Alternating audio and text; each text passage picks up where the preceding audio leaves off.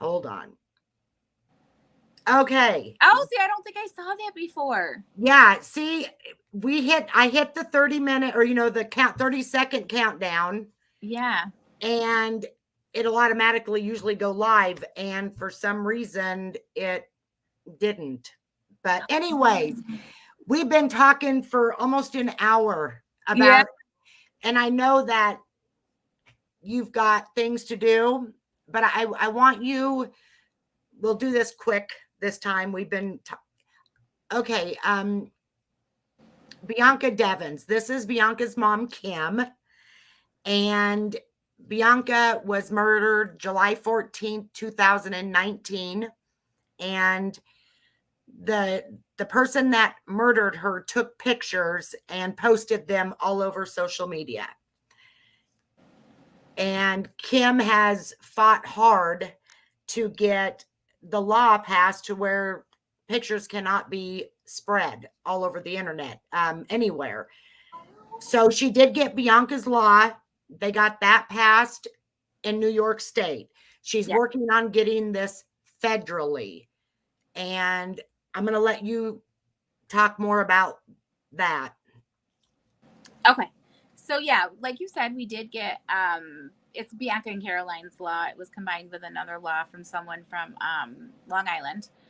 Actually, so Caroline Wimmer in Long Island, she was murdered in her apartment. And I think she was found 2 or 3 days later. And one of the first responders took pictures of her and posted it on his personal Facebook page. And I guess, oh my gosh. Yeah.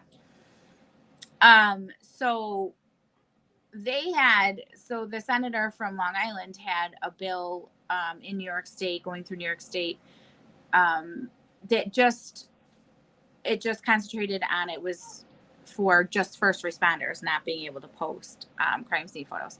So we, combine that with Bianca's law. We now have in New York State, Bianca and Caroline's law, which makes it illegal to post graphic crime scene photos, or any graphic photos, of, injuries of a crime, with the intent to harass. And, there are some carve outs for, police officers and other, like investigations, law enforcement officials. But, it's a great first step that we have this law in New York State.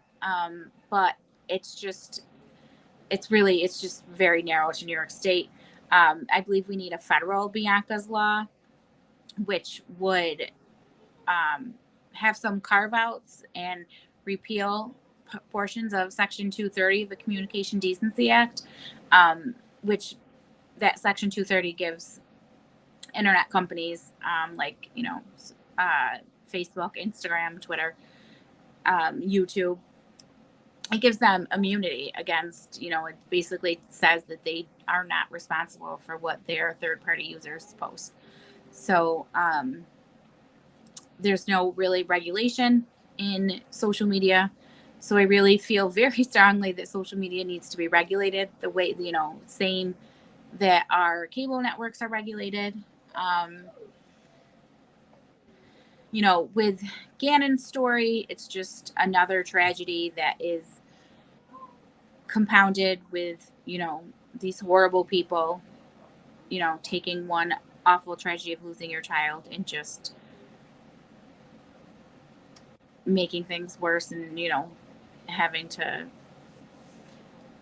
put families through, it's just, I don't even know how to describe it. It's like the worst thing that could ever happen to you, and then you have it displayed on social media for people all over the world to see, and to sell his autopsy photos is just beyond anything I can comprehend. Well, I mean, they say selling, and to me it is, but I don't want people to think that I'm spreading rumors. What it was is, there's another platform. What is it called, Brandy? And like you have a $3.99 tier, a $3 yeah, tier. It's like subscription tiers. Yeah. And anyways, they told people if they want, because they knew that YouTube wouldn't allow it. So they said, come in here and we will go over the autopsy pictures and Patreon. Okay. Well, that's the thing too, though, so it's not going to be allowed on YouTube, right? But they're still using YouTube to advertise it. Yep. So social media is restricting certain things that you can post, these companies, but people are still getting around it. So you're going to use one platform to tell people to come follow you and find this, content somewhere else. And, you're never going to be able to 100% stop that. But I think collectively, these big companies that are worth billions and billions of dollars really need to invest in the technology that will filter out this content and not allow it to be uploaded, or once it's uploaded, and very quickly have it deleted. Because Bianca, who was 17 years old, just graduated high school, right? Her, lifeless body was sent, you said, all over, like other countries too? All over the world, yeah. All over the world. I mean, I could not imagine. To this day, I get messages from France and Italy and Germany and, Peru, Australia that, they've seen the pictures. And I have people that will use Google Translate to message me on Facebook Messenger to like tell me, oh, I found the picture, and it was someone sent it to me on Instagram, or they're posting a link. Like they'll still use Instagram as and say, here's where you can find the pictures, or DM me for the pictures. It's out of control. It is, because I mean, I know that Al Stout, Gannon's dad, he did a interview not the other day regarding this, and he said, I will go after these people personally. I will file a lawsuit. He really should. And like I said, well, we weren't broadcasting. Yeah. He really needs to go after his local officials. I don't know in his town if it's, the sheriff, the police department, the DA, whoever is in charge of the FOIL request should never have released that. I had a similar situation where my DA released a lot of, they released the murder video, they released all the photos, they released some personal videos and, pictures of Bianca's that are, because she was 17, were considered federally child pornography. And, in my lawsuit, the judge said, you can take into account people's privacy rights, especially privacy rights of a minor. When law enforcement officials are answering a FOIL request, they do not have the duty, just because of the way FOIL laws are written, they do not have to give everything. They don't have to give all the evidence. You can withhold evidence, when it comes to privacy rights. People do have a right to privacy, even in their death. Yeah. Well, one thing that I can say is, you guys dealt with this for 4 years. Now Gannon's family's having to deal with it. I hope that if anything comes out of this law will be passed federally. Yeah, it really, we really do just need, and we just need support. And again, I want to put, I've got, I want to post, Bianca's, her scholarship memorial. I'm going to put this in the chat. If anybody wants to donate to that, it's for anybody that wants to go to school to be psychology, because that was Bianca's dream. Yes, we have a scholarship fund. And also Kim's PayPal is at the top.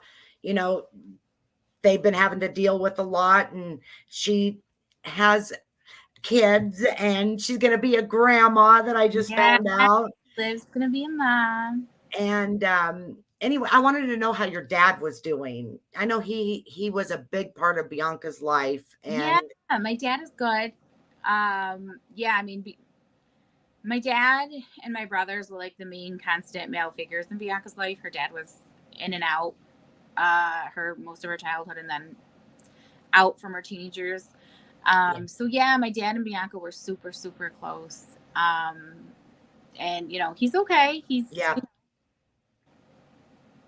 this time of year is always hard for our entire we're all kind of feeling it. You know, July is just a bad month. But you know, my dad's strong and he's holding it together for the rest of us. Mark, yes, this will include crime scene photos because Kim's daughter, we wasn't live when I explained, and maybe Mark wasn't in here, but July 14th of 2019, her daughter Bianca was 17, just graduated high school, getting ready to start college, to go for psychology. She went to a concert with a so-called friend that Kim knew. This friend would come to their house. Kim trusted him. He did not act strange in any way, and he wanted a relationship with Bianca, and Bianca strictly said, I just want to be friends with you, and he seemed okay with that. Well, they went to this concert, and she met up with another friend that she knew, and this Brandon got jealous, and he murdered her and actually took pictures of it, of the murder itself and her body, and posted them all over social media. And those photos were shared worldwide. And still 4 years later, you can still find some of those photos. And Kim has fought this to make this law to where you can't share, especially minors. You can't share photos. And now with Gannon's pictures, his autopsy results, you know, and pictures being released and shared all over social media. This is why Kim and me are doing this, because Kim has fought hard for this law for 4 years. And if anything comes out of it, hopefully we get this law passed. Yeah. Let me just clarify something too. And this is something that I couldn't say until, you know, he was sentenced. The evidence showed that he had planned this at least a week in advance. He had a note on, I believe it was July 11th, that he titled Murder/Suicide, and it was like a list of all the things he needed to do on that day. So he was planning this before he even knew Bianca had invited someone else, because Bianca didn't invite her friend until the day of the concert. And I bought the ticket, so I know. So he knew that she wasn't. So his jealousy over the other guy really was not a motive, because he was planning to do it. I mean, I was basically told by the police, like, he was just a murderer. He was obsessed with murder. It was something that he had an urge to do because he's an evil person. So it wasn't, since she told him she just wanted to be friends, it wasn't one of these, if I can't have her. I think it was. Yeah. It was, because at that point he, you know, he had wanted more and she didn't. But yeah, he even Googled where's the carotid artery was, right? And so, yeah. So to say the kiss put him over the edge, I don't know that. The evidence doesn't even clearly show that, because everything was planned and those searches were done prior to him knowing that the other guy was going to. He put the knife between the seats. Right. I mean, he did definitely plan it. He had like power tools. He had rope. He had spray. He had the spray paint.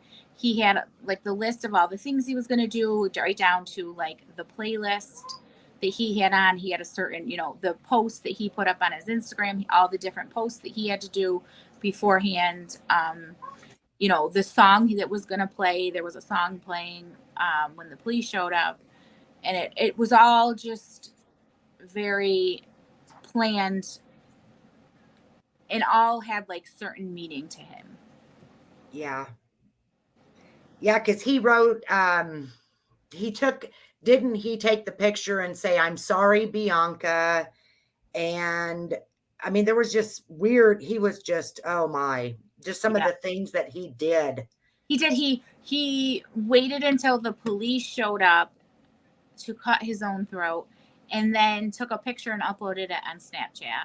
And it wasn't even deep, real deep. Was it superficial or something? No, it was pretty deep. I remember speaking to the DA and her saying that she thinks he probably originally did plan to commit suicide, but didn't anticipate how bad it was going to hurt. So, I mean, no, yeah, it was pretty deep, because I remember when they had, you know, brought him out in the ambulance and stuff, like the police were saying, like, well, you know, we don't know if he's going to make it. He did have some pretty, like, extensive damage. But I mean, he missed his own carotid artery. So And I think he probably did, actually. But I mean, a lot of it was, you know, he was being wheeled into the ambulance and he's like, oh, have the news stations picked this up yet? Everything was just done for show. Yeah. He, you know, he took my daughter's life and then made phone calls. And actually, if you watch that one documentary on ITV, it begins with the voicemail he left his grandmother, and it's just I thought it was kind of, it's hard to hear. Yeah. Very important to hear, because it just shows how cold he said, you know, hi Graham, I hope I was gonna, you know, I was hoping to reach you, which it's like 5:00 in the morning. You knew you were gonna reach your grandmother. But you know, and he's like, it might come as a surprise to you, but it's not a surprise to me. I killed my girlfriend today. Just so matter-of-factly, like, oh, I'm gonna go for a walk. It was just, I mean, so calculated, everything he did. So he made calls to a bunch of family members and people that were like family to him. And then, you know, he moved her body and laid across it and took pictures and posted on Snapchat, then called 911, waited till the police to show up to cut his own throat. And it's just, everything was just a constant, you know, something for show. Mark, I will send you the documentary, Mark. Mark, I told you that was my friend. That's Harry Mulligan. His brother's been missing. He's actually a retired police sergeant. Oh, okay. Yeah. Did he not spray paint something about "May you never forget me"? Quote from one of the animes that they both had read, which I think meant way more to him than it did to Bianca. Yeah. Yeah. Anyways, I hope and pray. I know that Gannon, they got all the signatures that they wanted, and we just all need to pray that this law goes federal. Yeah, we really just need, you know, I say it all the time that the internet is the Wild West and it needs to be regulated. Yeah. Because I would never want to be you, Kim, or Gannon's family that's ever had to go through opening up Facebook and seeing something like that. I mean, like you're just living in a nightmare on loop. Yeah. Because I feel like every time I start to relax and think that, okay, like people have finally moved on, they're not going to be uploading it anymore, it pops up again. Yeah. So we, you know, as humans, you know, we need to really fight hard for this. Really fight hard. I remember I had Olivia, she would have been 15 at the time. Yeah.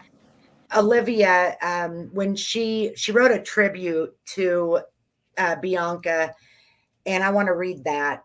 Okay. It says, and she's the one that's getting ready she'll have a baby in January. So when we wasn't live, Kim was telling me this has been really hard on Olivia because she wanted her sister there with her, you know, when she had her first baby. But I want to read this. It says, I hate that I have to write this. I hate knowing you're not going to ever come home. You were the best sister anyone could have ever asked for. Thank you for always being there for me. Thank you for being the best sister I could ever imagine. Thank you for always protecting me and sticking up for me. I am going to do this for you. Every day I'm going to do my best, and I'm going to get through this thing called life and do it for and do it all for you. Rest easy. I love you so much forever and always. Oh, um, yep, Olivia. She is a very, you raise some good kids, Kim.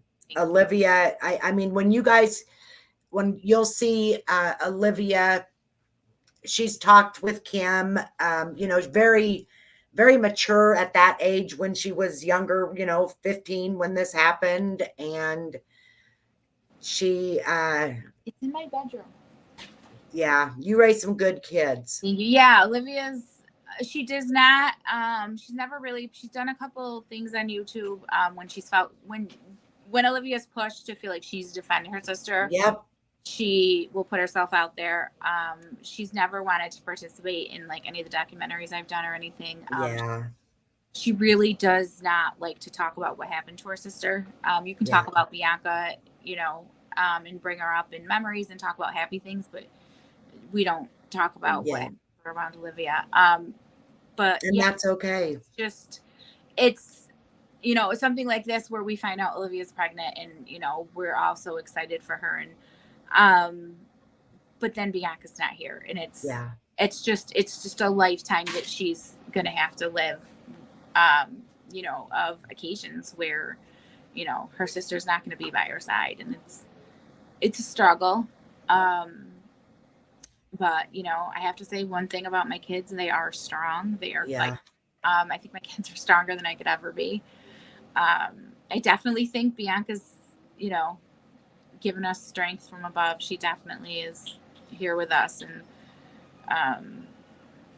Olivia found out she was pregnant at, I think, around 4 weeks, because she had a dream that Bianca told her she was pregnant and she needed to take a test. And in the dream, she took a test and it was positive. So, I mean, like 4 weeks, I know my brother's an RN, and he was like, that doesn't even usually show up on tests. And Olivia had like the brightest test you could see. That second line was super dark.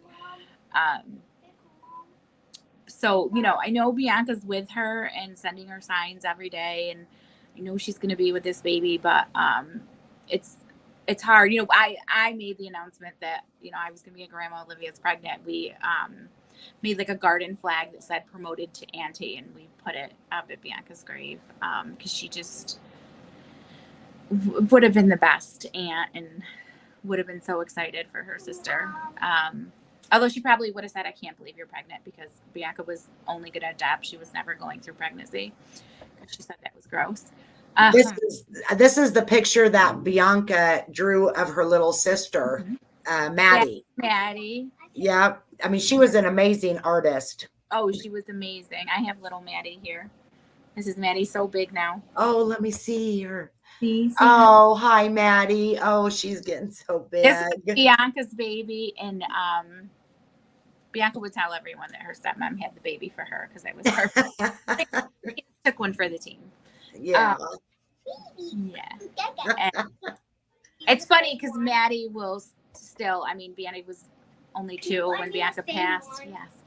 And, she still talks about Bianca. We went to a fire truck expo last night, and she got a balloon, and she said, I want to send my balloon up to BB.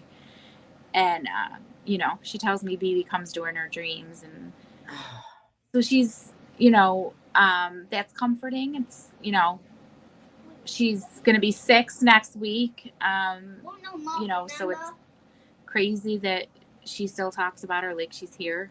But it's comforting to know, because I think Bianca's definitely always with her. Absolutely. Yeah, it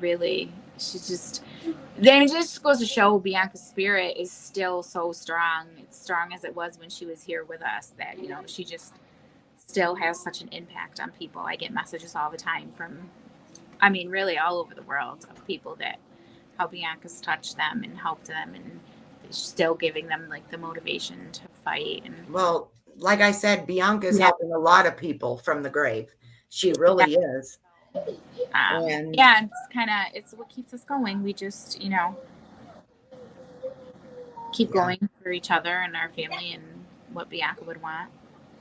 Yeah. Well, Kim, I can honestly say I have been blessed to know you, and you're very strong, just like Bianca and Olivia. I mean, you are a very strong person, and I lost my father back in April, and that's been hard. I mean, Mm-hmm. but he was, I mean, he was 82 and or Right. 84, and you know, I still feel like he's here, and I could get a phone call from him. Right. Yeah. Yep. Bianca was 17. She had her whole life ahead of her, and she had so much going for her, you know. I'm still waiting for her to walk in the door and just Yeah. like, I'm I'm Harry. yeah. I'm sure Mark says that. I mean, he still remembers things about Harry 39 years later. Yeah. It's like, I don't know that Olivia lost her grandfather and her father died in February. And she said to me, yeah, I'm sad. He was my grandfather and, a great father figure in her life. But she's like, once you lose your sister, like, what could be worse than that? yeah, Took it very hard losing her grandfather. But, losing your sister who's murdered at 17, it's like, I survived that. You can survive anything, Um, yeah. you know, Mark said, absolutely enjoy listening to your story and your fight. Never stop. thank you. Yeah. I won't stop. It's kind of what gives us motivation. My family and fighting so this doesn't happen to other people. I'm not the type of mother to back down. So, No, you're not. yeah, not Bianca wasn't either. Bianca was a fighter. When she believed in something, she fought for it. And um, she really just, I think my strength comes from Bianca, definitely. That's amazing. Well, I will not keep you any longer. Thank you so much for talking about this. I think Yeah. people needed to know what a family goes through seeing pictures on Yeah. the internet, and we need to make this law federal. I mean, it's just so traumatizing beyond just my family. It's all Bianca's friends and everyone that knew her. I think, can you imagine being 17 years old and seeing that picture of your best friend that you grew up with? It's so traumatizing. Um, a lot of people have really, really been hurt. And it's preventable is you know, my biggest thing is like, we can prevent this, Yes. yeah. Yeah, we can. And it's going to take people wanting to do this, speak up. Right. Yeah. That's the thing. It takes interest. Like, call your local legislators, call your senators and your congressmen. And, we need this. There is a lot of interest. I've spoken to President Biden's task force on, internet and data privacy and women's domestic violence roundtable. So I have spoken to people in Washington, D.C., and people connected with the president. There's definitely interest. But the problem is, we need enough support to, get people to actually vote a certain way, and put these laws. I'm still trying to get, I had one congressman that was great and was really starting to fight and, presented the law. And then unfortunately he lost his election. So now we're kind of like struggling to have another person in Congress pick up Bianca's law and get it reintroduced. So yeah, we really everyone needs to push their legislators that this is something really important. We need regulation in the internet. And Gannon story is just another reason like this shouldn't be happening. Yep. I agree. Mark wants us to share this on Harry's Facebook page so people can reach out to the Iowa politicians too. Yeah, absolutely. So we need our representatives, senators and congressional representatives from every state. yep, I agree. I mean, together we can do this. Yeah. Anyways, well, thank you so much, Kim. Thank you guys for showing up, even though I don't think it was me. We did the countdown. I pushed the countdown. It played. I think it's just been a while since I've been live, I guess. I don't know. I did this one other time with Brandy. We were doing some video and she, after like, I don't even know how long, it wasn't no hour. And she's like, I don't think we're live, Allie. Oh, yeah. I don't know anything about StreamYard or YouTube Live, so Yeah. that's not my place there. Well, I'm not very good at it. Trust me. I'm learning. I need to start doing it more often so I can get the hang of it and talking and chatting with the chatters. I'm really bad about that. But anyways, this I wanted to do for you, for Bianca, for Gannon. I mean, I just, this was something that tore at my heart and, you know. Yeah. Thank you. No, yeah, we really need the support. Yes. It's just, I mean, the fact that it's still continuing 4 years later and other people are having their photos spread, it's just, it really is awful. Yes, it is. Well, you know, good always wins is my biggest thing. And we're going to get this law passed. Yes. Yes, we are. I mean, if you, I don't know if you get on YouTube, but the hype out there is, you know, people are really upset with YouTube. So, yeah. And I honestly, since losing my daughter to a violent crime, I can't watch too much true crime. Yeah. I watched more previously, but I can't. Well, I do want you to send me the link to that, the ITV, if I can watch it. Okay. Yeah. And Mark, I will send you a link that, you know, you can pretty much know what happened, the whole story about Bianca. I know you want to know what Kim went through, and it's really, really well done. What's that? If I gotta find that ITV link because yes, please. Well done. Yeah, because was it the 48 hours one? You did the 48 hours one. I did. 48 and who was the lady that was with you? Was that Tamara Hall or oh, not? Jerica? Jerica. I can't remember her last name. Yes, from 48 hours. Oh, Mark, he just said, I just did an FOI on a local homicide that is unsolved. Yeah, that was a long time ago. And they released the photos to him. The crime scene photos. That's my thing. And that was my whole point with the lawsuit against the DA. They don't need to. You can take into account, you know, people's privacy. Yeah. And, you know, there's case law. If you, I can't, I should have printed it out and looked at it. Because stop it. There's, you know, case law out there where, you know, it has been found that, you know, in the interest of the victim or the victim's family's privacy, you know, the public doesn't need to see certain things. Especially when they're, you know, under 18. They're still a child. And especially when it's illegal material. Yes. Illegal material.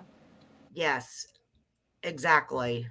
And Brandy said, I have a couple files with, so I don't know where I stand on this other than kids need not to be shown. Yes, those should have never been released, Mark said. Yeah, kids. Yeah, I mean, just. Yeah, kids. I can't. I mean, blurred out or not. I would not. I couldn't. I wouldn't. I know one of the biggest high profile cases where they did withhold information when answering a FOIL was the Chris Watts case. They did not release certain private information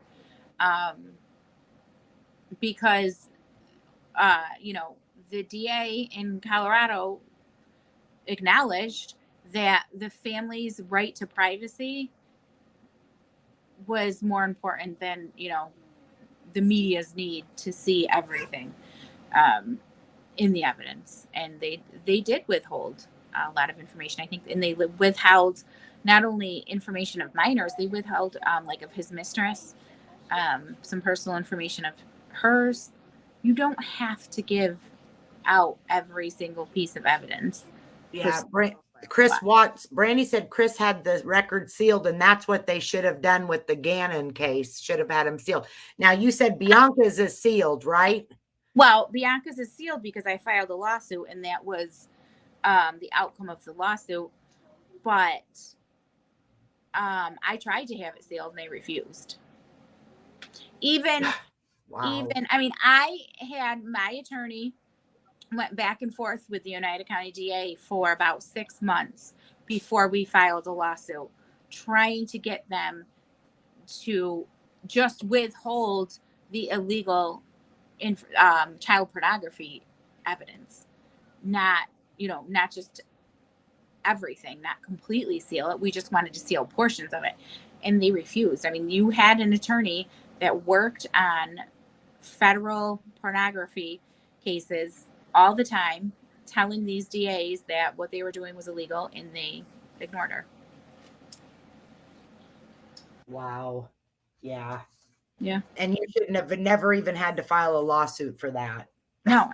I mean, if it was their family member, you know. Yep. The DA was it was the head DA. It wasn't the actual assistant DAs that prosecuted the case. The assistant DAs that prosecuted my case were amazing. They were wonderful.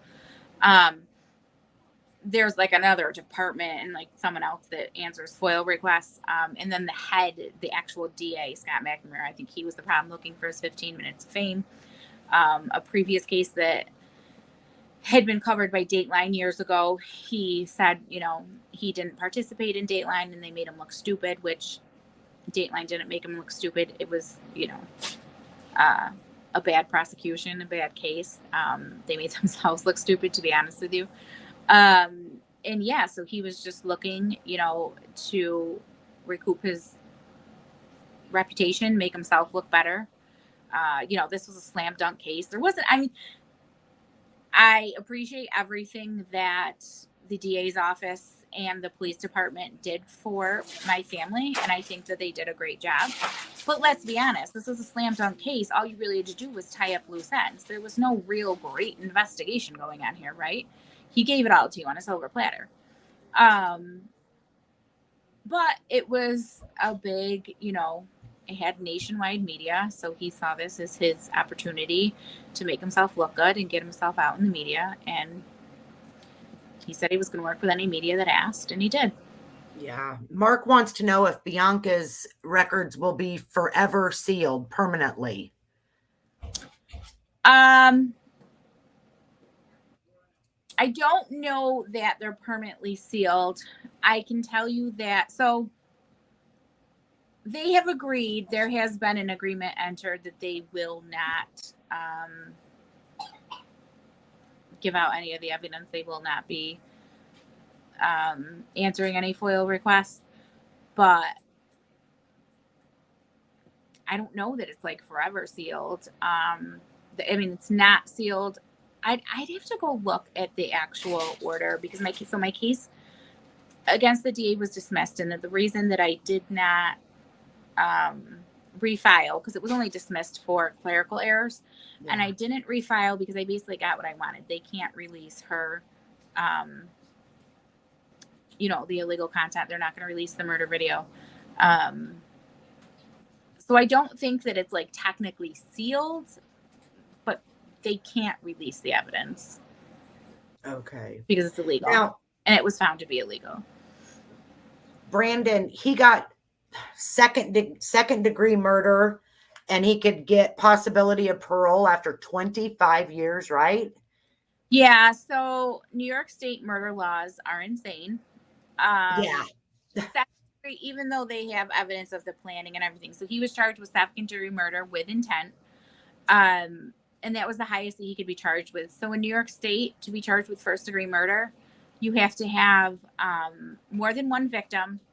The victim has to be a public officer, or the murder had to be committed while the perpetrator is committing another felony. So Bianca's case didn't fall into that because she was just one person. And not That's crazy. Yeah. That's That's just easy crazy. to change too. I mean, New York state laws are really just, they're too lenient. I think New York state gets a little too lenient when it comes to, you know, like our Yeah. corrections laws and Now, yeah, but surely this man, or I wouldn't even call him a man, this entity he will never see the light of day. You guys will make sure that he does. yeah, definitely. Yeah, I mean, because he does not need to be out, obviously. No, he doesn't. No, he doesn't.